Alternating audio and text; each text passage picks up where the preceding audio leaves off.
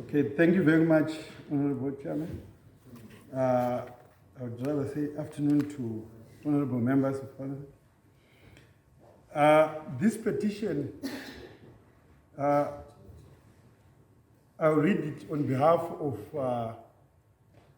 the residents and parents of Highlands Primary School. They lost, I'll just summarize the issues that they believe that the speed limits, the maximum speed limits that we have, that have been designated, are not enough to protect the vulnerable road users. And when you say vulnerable road users, we are talking about school children and children in general, as well as the aged, especially in areas where they interact with vehicles. And the areas that they are talking specifically are the schools, one, shopping centers, and even the place centers that they have. If you look at the high-density suburbs, their place centers are actually the roads. They play by this roadside. So what actually happened was that on 17 May to 21 May, we held the 6th United Nations Global Road Safety Week under the theme Streets for Life. And the theme for that Global Road Safety Week was Love 30, which called for the 30 kilometer per hour speed limit for areas such as schools and shopping centers. Then, unfortunately, in September, on 12 September 2021, the very same year, that's when a pupil at Highlands Primary School was killed. So what then precipitated this petition was that the parents, as well as the residents, they then signed a petition which had they're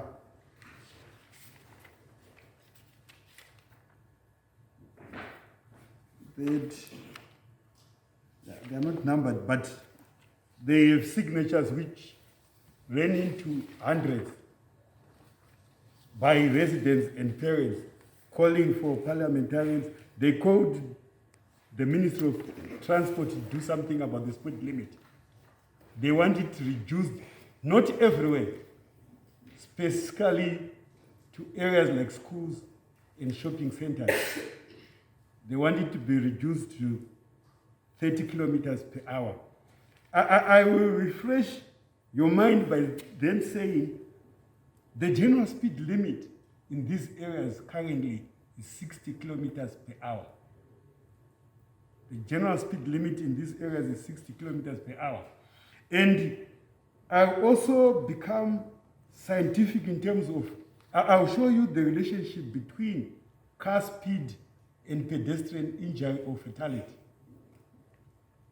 For a speed of 32 kilometers, there is a 5% chance for a speed of 32 kilometers per hour. When a car is traveling at 32 kilometers per hour, there is 5% chance that a person who is hit by such a car can die. There's 5% chance.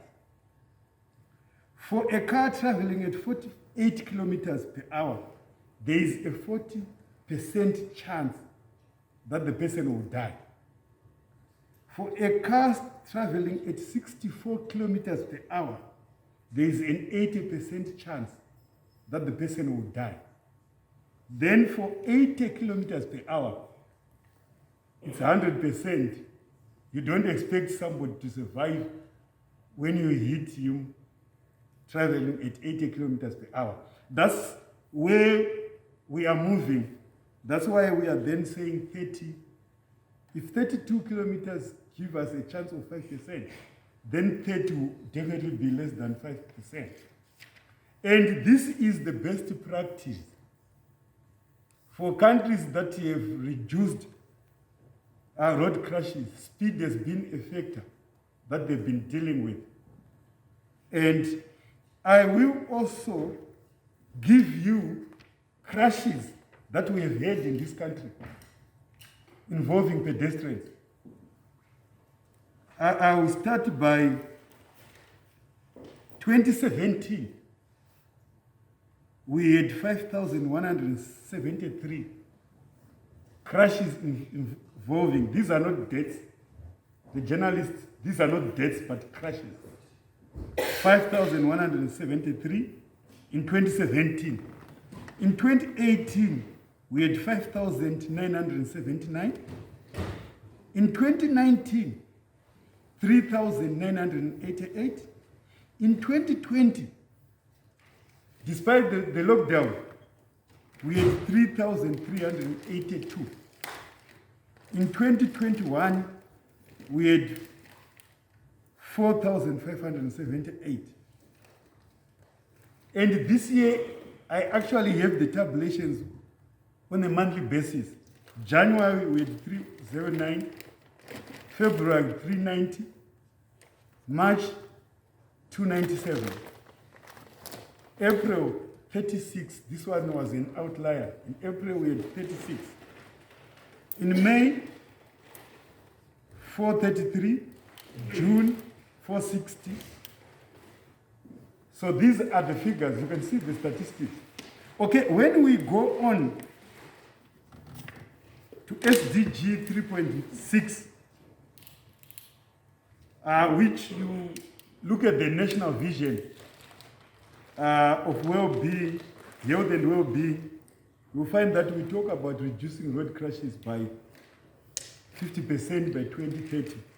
And I think if we manage to control speed, we'll go a long way in achieving this. And then again, if you look at the SDG 11.2, which calls for provision of safe, affordable, and accessible transport systems, with special emphasis on the vulnerable groups, you have the children and the old, aged, as well as pedestrians mentioned in that.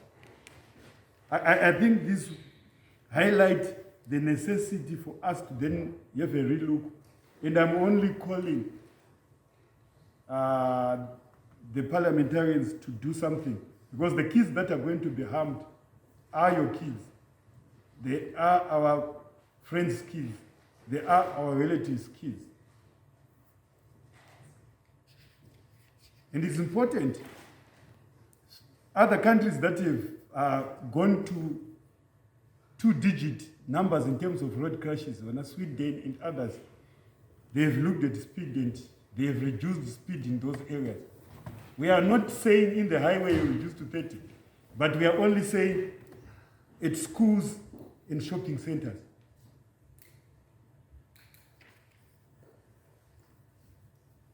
And I think there are many other, while these parents at Highlands Primary School were able to petition the minister as well as the parliament, there are many other students that we have lost.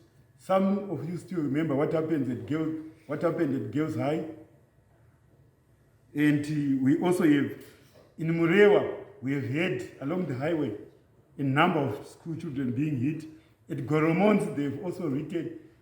At Alfred Bate, these are schools where we have been called as Traffic Safety Council to do something. What we have only managed to do is to put rumble strips as speed calming facilities, but these are not enough. Because as long as it is 60, the police cannot enforce. If he hits him at a speed of 60, the person dies, the police says, okay, the speed was normal.